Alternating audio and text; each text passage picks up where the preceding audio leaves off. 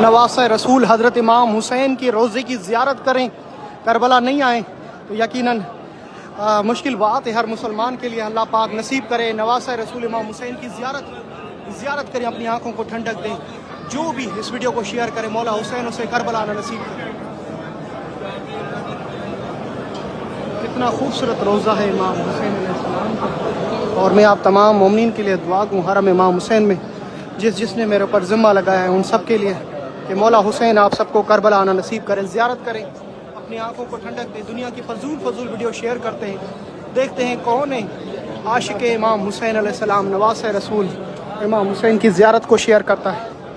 اللہ اکبر، کتنا خوبصورت روضہ ہے، ماشاءاللہ،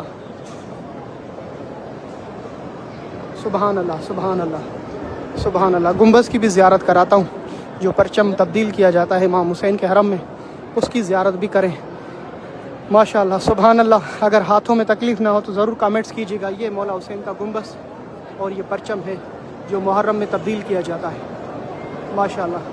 یہ امام حسین کا پورا مکمل حرم کی زیارت کریں، اپنی آنکھوں کو ٹھنڈک دیں۔ اللہ پاک اپنے اہل و عیال کے ساتھ آپ سب کو نصیب کرے۔ جس مومن اور مومنہ نے میرے پر ذمہ لگایا کہ شاکر بھائی حرم امام حسین میں آپ ہر شب جمعہ جاتے رہتے، ہمارے لیے دعا کریں، یا جنہوں نے نام لکھے آقا حسین، ان سب کے سلام قبول فرما، ان سب کو کربلا آنا نصیب فرما، الہی آمین۔ ماشاءاللہ نماز عبادت کی جا رہی ہے، قرآن پڑھے جا رہے ہیں، دعائیں پڑھی جا رہی ہیں، اور کربلا کے سرزمین جہاں میرے مولا حسین نے اللہ اکبر قربانی دی اپنے نانا کے دین کی حفاظت کی خاطر، اللہ اکبر، شکر الحمدللہ۔